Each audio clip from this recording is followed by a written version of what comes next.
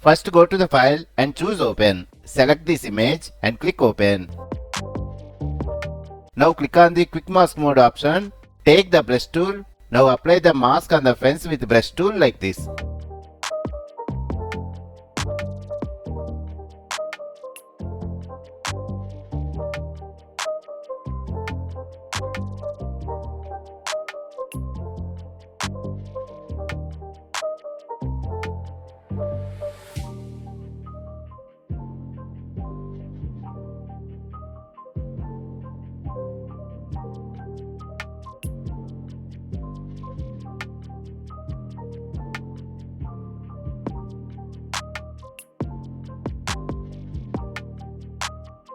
Then click on the quick mask mode button, go to select and choose the inverse.